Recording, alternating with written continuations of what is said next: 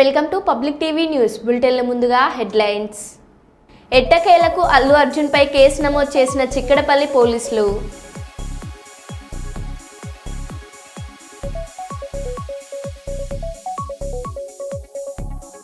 Ration shop నుండి ప్రజలకు నేరుగా సన్నబియ్యం ఇస్తాం ముఖ్యమంత్రి రేవంత్ రెడ్డి.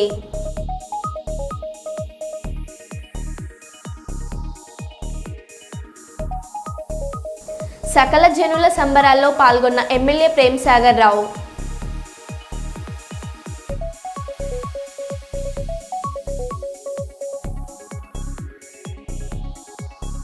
కొడిమ్యాలలో ఘనంగా శ్రీ లక్ష్మీ వెంకటేశ్వర స్వామి బ్రహ్మోత్సవాలు.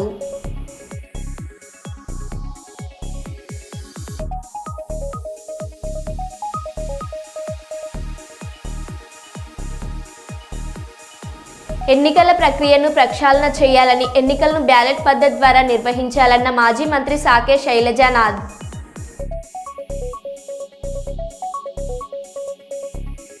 వరంగల్ జిల్లా రోగుల బంధువులకు మెరుగైన భోజన సదుపాయాలు అందించడమే ఇందిర మహిళా శక్తి క్యాంటీన్ ఉద్దేశమని రాష్ట్ర పర్యావరణ, అటవీ మరియు దేవాదాయ శాఖ మంత్రి కొండ సురేఖ అన్నారు. వరంగల్ నగరంలోని ఎంజిఎం ఆసుపత్రిలో మంత్రి సురేఖ మరియు మేయర్ గుండు సుధారాణి ఆధ్వర్యంలో ఇందిర మహిళా శక్తి క్యాంటీన్ ప్రారంభించారు. మహిళలను ఆర్థికంగా బలోపేతం చేసేందుకు కాంగ్రెస్ పార్టీ కృషి చేస్తున్న సందర్భంగా అందులో భాగంగానే ఈరోజు ఎంజిఎం ఆసుపత్రిలో ఇందిరా మహిళా శక్తి క్యాంటీన్లను ప్రారంభించడం జరిగిందని, ఎంజిఎం ఆసుపత్రికి వచ్చే రోగుల సంఖ్య రోజురోజుకు పెరుగుతుందని, రోగులకు మెరుగైన వైద్య సేవలు అందించేందుకు ప్రభుత్వం కట్టుబడి ఉందని, అంతేకాకుండా ఎంజిఎం ఆసుపత్రిలో డయాలసిస్ కేసులు రోజుకు పెరుగుతున్నాయని, వారి కోసం ప్రత్యేకంగా నిధులు కేటాయించి వారికి మెరుగైన వైద్య సదుపాయాలు అందించేందుకు కృషి చేస్తామని, వరంగల్ నగరంలో అవసరం ఉన్న చోట మహిళా శక్తి క్యాంటీన్లను పెట్టేందుకు కృషి చేస్తామని కొండ సురేఖ అన్నారు.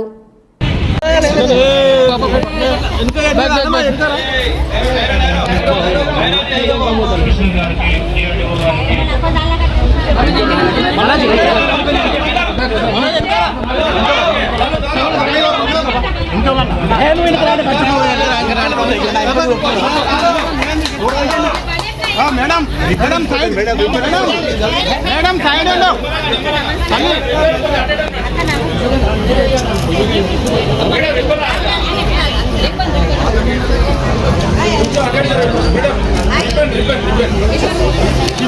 మేడం ధర్మానా జరిగేనమ్మా ధర్మాన్ సైడ్ కొన్ని వాళ్ళ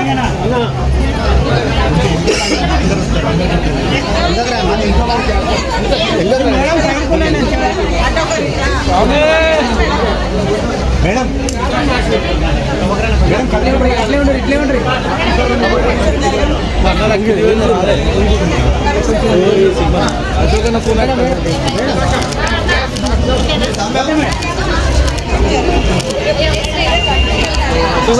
ఇదిగానే ఓకే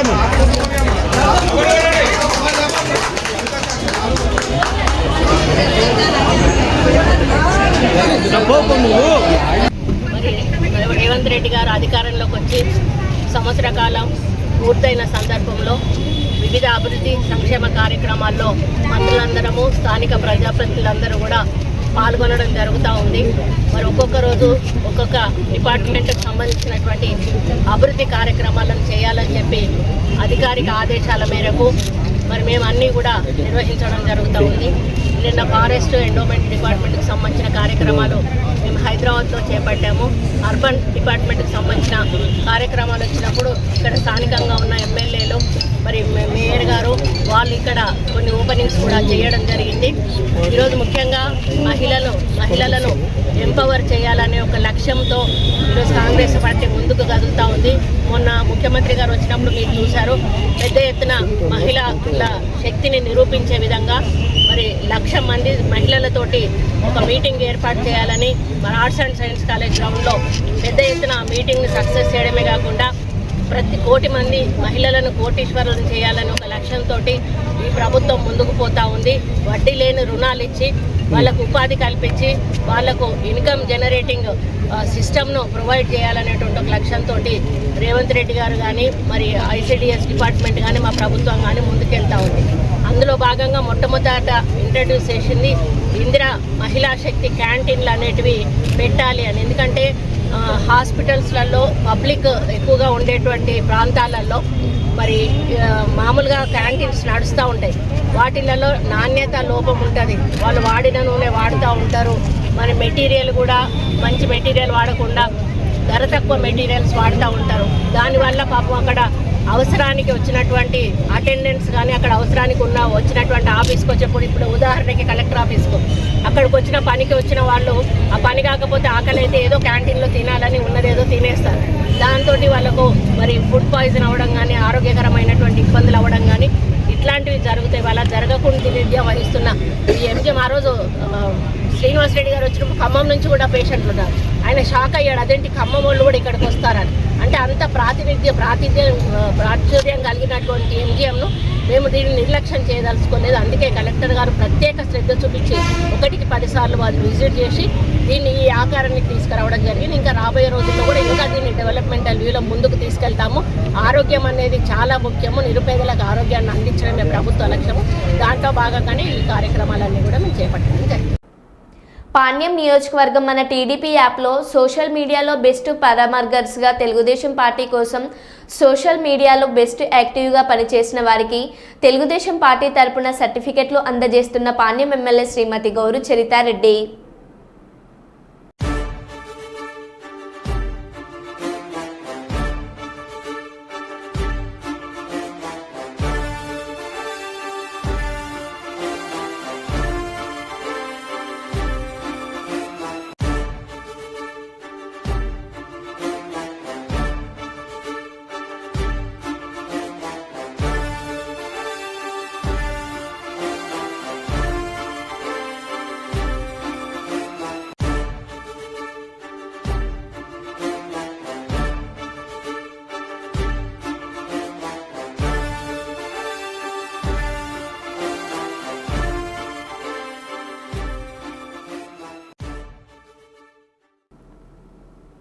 పిరమలై కల్లర్ కులం ధృవపత్రాలను మంజూరు చేయాలని కోరుతూ సంఘం రాష్ట్ర అధ్యక్షులు ఈశ్వర్, వాణిజ్య విభాగ కార్యదర్శి శివాదేవర్ రాష్ట్ర ముఖ్యమంత్రి నారా చంద్రబాబు నాయుడుకు వినతి పత్రాన్ని అందజేశారు.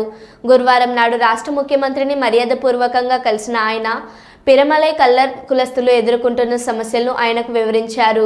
అలాగే గత ఎన్నికల ప్రచారంలో భాగంగా పిరమలై కల్లర్ కులస్తుల సమస్యల పరిష్కారానికి కృషి చేస్తామని, ముఖ్యంగా రాష్ట్రంలో పిరమలై కల్లర్ కుల ధృవీకరణ పత్రాల మంజూరుకు చర్యలు చేపడతామని ఇచ్చిన హామీని గుర్తు చేశారు. వీటన్నింటినీ సావకాశంగా విన్న ముఖ్యమంత్రి సమస్య పరిష్కారానికి చర్యలు చేపడతామని హామీ ఇచ్చినట్టు తెలిపారు. ఈ కార్యక్రమంలో ఎంబీసీ రాష్ట్ర అధ్యక్షుడు పూసల రవి, రాజా, తంగపడియన్, తేవర్ తదితరులు పాల్గొన్నారు.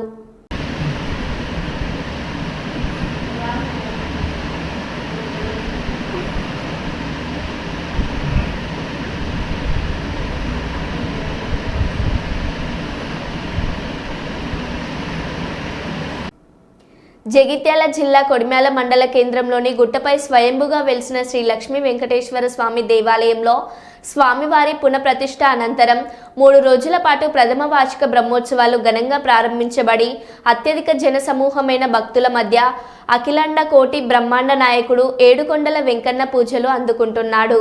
ఈ సందర్భంగా నిర్వాహకులు ఆలయాన్ని అందంగా తీర్చిదిద్దడమే కాకుండా భక్తులకు అన్ని రకాల సదుపాయాలు ఏర్పాట్లు చేశారు. ఈ ఉత్సవాలలో భాగంగా కుమారి కొట్టాల హాంసిని రెడ్డి చేసిన భరతనాట్యం అందరినీ ఆకట్టుకుంది. ఈ కార్యక్రమంలో పండితులు జగన్నాథం, విష్ణువర్ధనాచార్యులు మాట్లాడుతూ 3 రోజుల పాటు ఈ కార్యక్రమ విశిష్టతను వివరించారు. ఈ ఉత్సవాలలో ఆలయ కమిటీ సభ్యులు, అత్యధిక భక్తులు, మహిళలు, పలు గ్రామాల ప్రజలు పాల్గొన్నారు.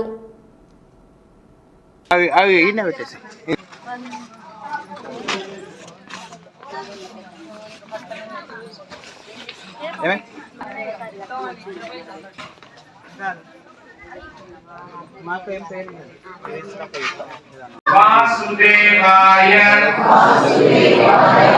जगद्योनो सकल कल्याण स्थिराय च मम सकल धर्म योग्य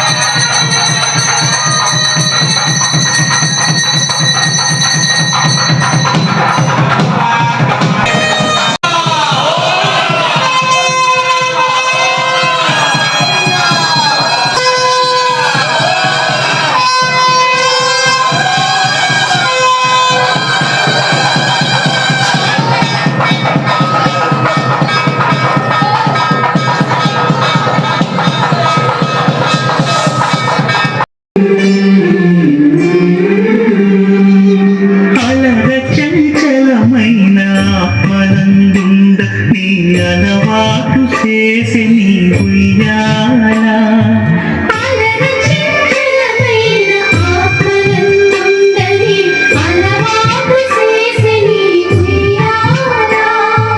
పలుమారు ఉచ్ఛ్వాస పవనమందుండ నీ భావంబు తెలిపి నీ ఉయ్యాల లక్ష్మీనాథ సమారంభాం నాథయామున మధ్యమాం అస్మదాచార్య పర్యంతాం వందే గురు పరంపరాం. మన కొడిమ్యాల గ్రామంలో ప్రథమ బ్రహ్మోత్సవాలను ఆలయం పునర్నిర్మించుకున్న తర్వాత శ్రీ వెంకటేశ్వర స్వామి వారి యొక్క ఉత్సవాలను మనం ఆరంభించుకున్నాం. ఇవాళ విశిష్టత అంటే ఇది బ్రహ్మోత్సవం అంటాం కాబట్టి బ్రహ్మ తన యొక్క శక్తులను ప్రసరింపజేసి ఆచరించే ఒక మహత్తరమైన యజ్ఞం ఇది.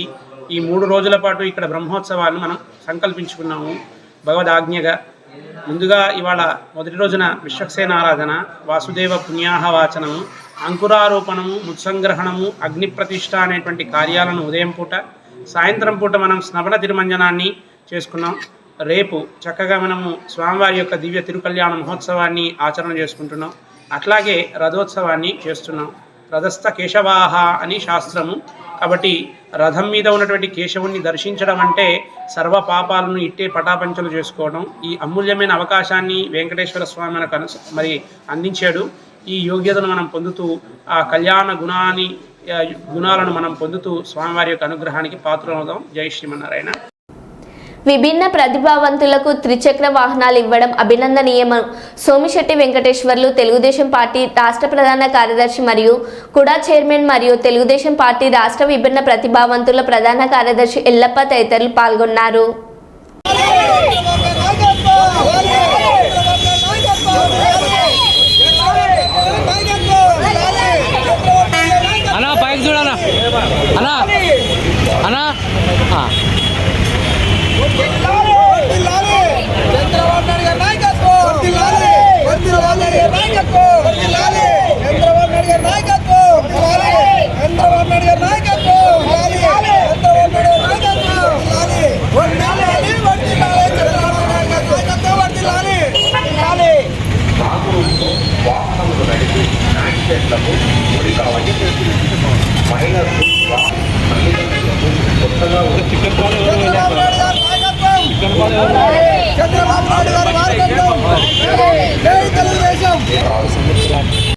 ముఖ్యమంత్రి అయిన తర్వాత ఎన్నికల ముందు ప్రజలకు ఏదైతే వాగ్దానం చేశాడో అన్ని వర్గాల వారికి ఏ ఒక్కరికి అన్యాయం జరగకుండా ప్రతి ఒక్కరిని కాపాడుకునే బాధ్యత నా మీద ఉంది. ప్రతి ఒక్కరు నాకు సంతృప్తిగా సంతోషంగా ఓట్లు వేసి గెలిపించారు కనుక వాళ్ళకు కూడా న్యాయం చేయాలనే ఉద్దేశంతో ప్రపంచంలో ఉన్నటువంటి వికలాంగులకు ప్రపంచ దినోత్సవ సందర్భంగా వాళ్లకు ప్రతి ఒక్కరికి చాలామంది సాయం చేయాలనే ఉద్దేశంతో ఆ దినం 1750 మందికి వికలాంగులకు ఇలా ఈ చక్రాలు బైకులు ఇచ్చేదానికి ఈరోజు తెలుగుదేశం పార్టీ అధినేత చంద్రబాబు ప్రకటించడం జరిగింది. చాలా సంతోషం ఇది. ఎందుకంటే ఏ ఒక్కరిని మర్చకుండా వికలాంగుల పింఛన్లు అయితేనేమి, అదేవిధంగా పింఛన్లు కూడా వాళ్ళకి ఎక్కువ చేసి తృప్తిగా వాళ్ళకే వాళ్ళే బతికే విధంగా తృప్తిగా ఇవ్వడం జరిగింది. ఇటువంటి నాయకత్వం ప్రజలు ఎదురు చూశారు. మంచి ప్రభుత్వం ఇస్తున్నాడు, ప్రజలు ఆదుకున్నారు. ఒక పక్క ఆర్థికంగా ప్రభుత్వాన్ని ముందుకు తీసుకుపోయేదానికి శత విధాల ప్రయత్నం చేస్తూ పరిశ్రమలు తెచ్చి ప్రతి ఒక్కరు ఆదుకోవాలా. ఏ ఒక్క చదువుకున్న డిగ్రీలు చదువుకున్న వ్యక్తులు ఆదుకునే విధంగా ఈరోజు భారతదేశంలో మరో రాష్ట్రంగా ముందుకు వచ్చే విధంగా రాష్ట్రం భవిష్యత్తు బాగుండాలని ఇవాళ స్పీడ్గా వెళ్తుంది. ఆంధ్రప్రదేశ్ ముఖ్యమంత్రి చంద్రబాబు నాయుడుకు మేము శత విధాలు ఇవాళ అందరూ కూడా ఆయనకు కృతజ్ఞతలు తెలియజేస్తున్నాము. అదేవిధంగా ఈరోజు ముఖ్యంగా 1750 మందికి ఈరోజు ద్విచక్ర వాహనాలు వాళ్ళకి ఇచ్చినందుకు పాలాభిషేకం ఈరోజు మా నాయకుని వికలాంగులందరూ కూడా చేస్తున్నారు. వాళ్ళమ్మడి మేము పాల్పంచుకుని చాలా సంతోషంగా ఉంది. ఇవాళ వికలాంగులు అంటే వాళ్ళు ఎంతో కష్టపడాలా, పని చేయాలా, వాళ్ళ జీవితంలో ఉద్యోగ అవకాశాలు కానీ ఏది చేయాలన్నా వాళ్ళ కష్టం అంతా ఇంత కాదు. వాళ్ళు చాలా ఇబ్బంది పడతారు. మంచి అన్ని అవయవాలు ఉండేటువంటి వ్యక్తులకే ఈరోజు ఉద్యోగ అవకాశాలు లేవు, ఎవరు పట్టించుకోరు. ఇటువంటి మన వికలాంగులకు అన్ని విధాల చేదోడు వాదోడుగా ఉండి మీకు నేను ఉంటాను, మిమ్మల్ని నేను ఆదుకుంటానని చెప్పి ముందుకు వచ్చినటువంటి చంద్రబాబు నాయుడికి ప్రత్యేకంగా ఈరోజు కృతజ్ఞతలు తెలియజేస్తున్నాను. అందుకే ఇవాళ సోదరులందరూ వచ్చి పాలాభిషేకం చంద్రబాబు చేస్తున్నారంటే వాళ్ళ తృప్తి, వాళ్ళ కడుపు నించాడు, వాళ్ళ పొట్ట ఎలా నించాడు, ఆకలి తప్పి ఏవైనా సరే వాళ్ళ కాపాడాలన్న ఉద్దేశంతో ఈరోజు మంచి కార్యక్రమం చేపట్టినందుకు చాలా సంతోషంగా ఉంది. ప్రపంచ విభిన్న ప్రతిభావంతుల దినోత్సవం శుభ సందర్భంగా విజయవాడలో జరిగినటువంటి ప్రోగ్రాం, రాష్ట్ర స్థాయి ప్రోగ్రాంలో రాష్ట్ర ప్రతినిధిగా విజయవాడ తూర్పు ఎమ్మెల్యే గద్దె రామ్మోహన్ రావు గారి ఆధ్వర్యంలో వారి ద్వారా మంత్రి మండలి సమావేశం ఉన్న సందర్భంగా ముఖ్యమంత్రి కార్యక్రమాలకి రాలేకపోవడం వలన వారు గద్దె రామ్మోహన్ గారి ద్వారా సందేహాన్ని పంపించారు. విభిన్న ప్రతిభావంతులకు ప్రతి సంవత్సరం కూడా 1750 బైకులు ఖచ్చితంగా ఇస్తామని, వారు వ్యాపారం చేసుకోవడానికి కానీ విద్యాపరంగా చదువుకోవడానికి కానీ. నారాయణఖేడ్ మాజీ ఎమ్మెల్యే మహారెడ్డి భూపాల్ రెడ్డి మీడియా సమావేశం నిర్వహించారు. వారు మీడియాతో మాట్లాడుతూ మాజీ ముఖ్యమంత్రి కేసీఆర్ గురించి, మాజీ మంత్రులు కేటీఆర్ మరియు హరీష్ రావు గురించి మేము దేనికైనా సిద్ధమేనని, వారి గురించి నేను ప్రాణాలు ఇవ్వడానికైనా ఎన్ని పోరాటాలు చేయడానికైనా సిద్ధంగా ఉన్నానని అన్నారు. తెలంగాణ రాష్ట్ర మాజీ మంత్రి తన్నీరు హరీష్ రావుని ఎదుర్కొనే దమ్ము లేకనే ఈ కాంగ్రెస్ ప్రభుత్వం అక్రమంగా ఆయనని అరెస్ట్ చేసిందని, రేపు డిసెంబర్ 9వ తారీఖు నుండి అసెంబ్లీ మొదలవుతుంది కాబట్టి వీళ్ళు అసెంబ్లీకి వచ్చి మేము చేస్తామని చెప్పి రైతులను మోసం చేసిన రైతు రుణమాఫీ మరియు రైతు బంధు ఇవ్వలేమని మరియు ప్రజా సమస్యలపై మమ్మల్ని నిలదీస్తారని భయపడి వారు మాజీ మంత్రిని అక్రమంగా అరెస్టు చేశారని మాజీ ఎమ్మెల్యే మీడియాతో అన్నారు.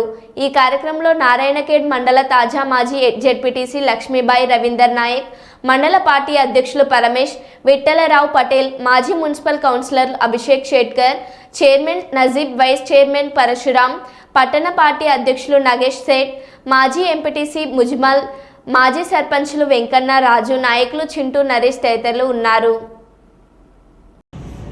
ఈరోజు ఎవరో చిల్లర మల్లరగాళ్ళతోని తప్పుడు అక్రమ పిటిషన్లు ఇప్పించేసి వారిని మా టీఆర్ పార్టీ హరీష్ రావు గారి మీద కేసులు కట్టడం, ఈ రకంగా చేసి ఈరోజు వీళ్ళని అరెస్ట్ చేయాలి. ఎందుకనంటే రాజకీయంగా ఎదుర్కోవాలంటే వాళ్ళకి చేతనైతే లేదు. హరీష్ రావు గారు చేసే విమర్శలకు వాళ్ళ దగ్గర జవాబులు లేవు. 9వ తారీఖు నాడు అసెంబ్లీ పెట్టబోతుంది. ఆ అసెంబ్లీలో కూడా మరి హరీష్ రావు గారు, కేటీఆర్ గారు, ఈ టీఆర్ఎస్ ఎమ్మెల్యేలు అందరూ కూడా గట్టిగా మాట్లాడితే వాళ్ళు సమానం చెప్పలేరని చెప్పేసి ఆ భయంతోనే ఈరోజు హరీష్ రావు గారిని అరెస్ట్ చేయడం జరిగింది. తప్పకుండా న్యాయస్థానం తప్పకుండా వీళ్ళని రిలీజ్ చేస్తుంది. మరి మా హరీష్ రావు గారు కానీ, కేటీఆర్ గారు కానీ, ఇతర ఎమ్మెల్యేలు కూడా అసెంబ్లీలో గట్టిగా కాంగ్రెస్ చేసిన పాపాలు, కాంగ్రెస్ చేస్తున్న ఇచ్చిన వాగ్దానాలు, అబద్ధపు వాగ్దానాలు అవన్నిటి మీద కూడా నిలదీసి ప్రజలకు మేలయ్యే విధంగా చేస్తారు. ఉదాహరణకి వాళ్ళు అసలు రైతు రుణమాఫీ చేసే వాళ్ళే కాదు. కారణం ఏంటి? రైతు రుణమాఫీ చేయడానికంటే అది కూడా పూర్తి కాలేదు, ఏదో పార్ట్ 30%, 20% అయింది. దానికి కారణం ఏంటంటే మా హరీష్ రావు గారు, కేటీఆర్ గారు రెగ్యులర్గా ప్రభుత్వాన్ని విమర్శించడం మూలంగా ప్రజలలో ముఖం ఎత్తుకొని తిరగలేమనే ఉద్దేశంతో ఈరోజు కాస్తో కూస్తో రైతు రుణమాఫీ చేసింది. మరి రైతు రుణమాఫీ పూర్తి చేయాలని చెప్పేసి రేపు అసెంబ్లీలో మాట్లాడతారు. మీరు దేవుళ్ళ మీద ప్రమాణం చేసి ఏం చేసిందని అడుగుతారు. అదే మాదిరిగా రైతు భరోసా 3 పంటలు 5,500 ఇవ్వాలని మాట్లాడిండు. 7,500 చొప్పున 15,000 రూపాయలు ఇస్తానని మాట్లాడిండు. వానాకాలం డబ్బులు ఎందుకు ఎగ్గొట్టిందని చెప్పి మరి అసెంబ్లీలో నిలదీస్తారనే భయం. బోనస్, ప్రతి ఒక్క పంటకు బోనస్ ఇస్తామన్నారు. మీ బోనస్ ఏమైందని చెప్పేసి అడుగుతారనే భయం, అసెంబ్లీలో అడుగుతారనే భయం. అసెంబ్లీకి రానియకుండా చేద్దాం, కేసులు పెట్టేసి జైలు పెడదామని ఆలోచనతో వాళ్ళు ఈ రకంగా చేశారు. అదే మాదిరిగా మూసీ సుందరీకరణ అని చెప్పేసి 1,50,000 కోట్లు వాళ్ళు కాజేద్దామనే ప్రయత్నం చేస్తే దాన్ని నిలదీసి దాన్ని కూడా అరికాడుతున్నారు. కాబట్టి దాని మీద కూడా చర్చ పెడితే సమానం చెప్పడానికి చేతగాక వీళ్ళని అరెస్ట్ చేయడము, అట్లనే లగచర్లలో కానీ ఇతర ప్రాంతాల్లో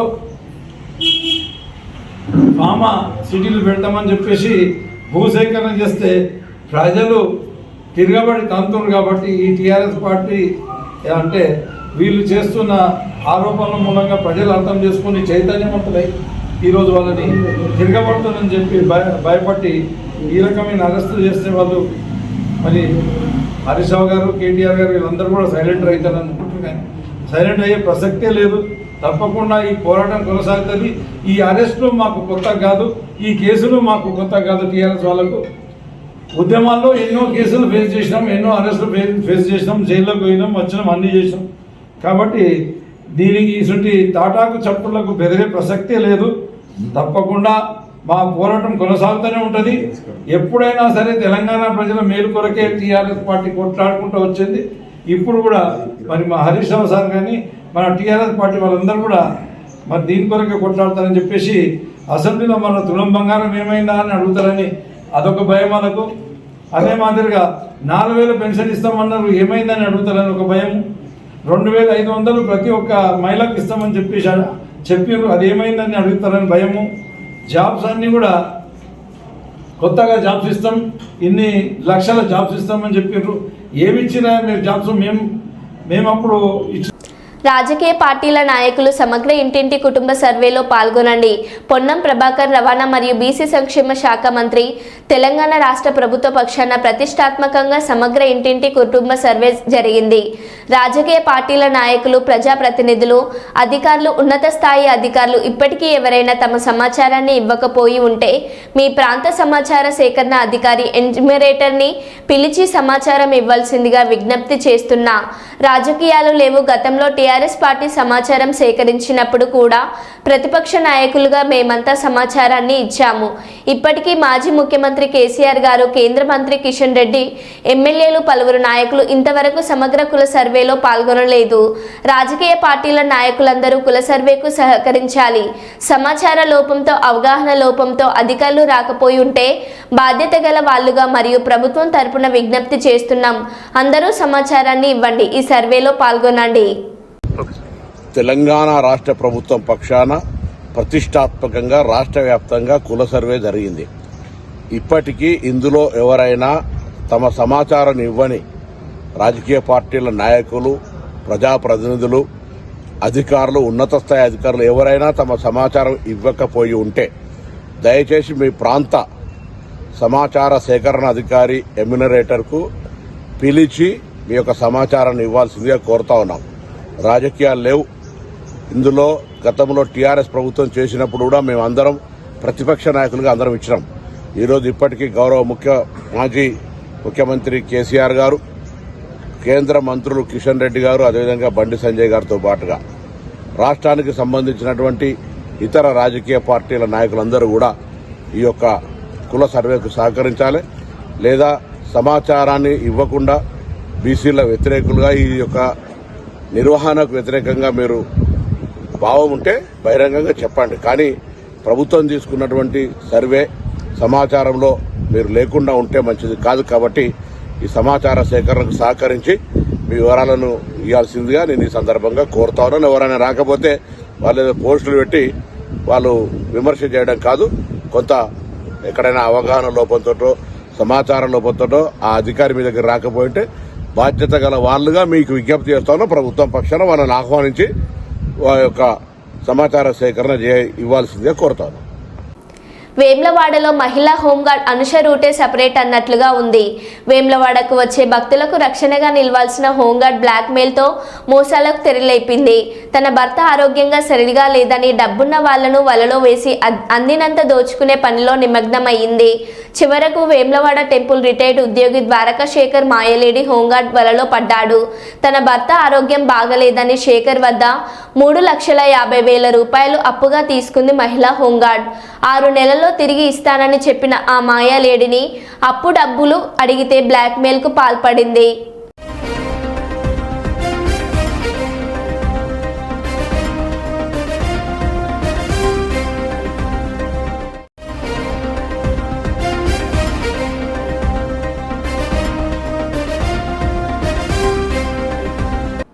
మరో బులెటిన్లో మళ్ళీ కలుద్దాం. Stay tune.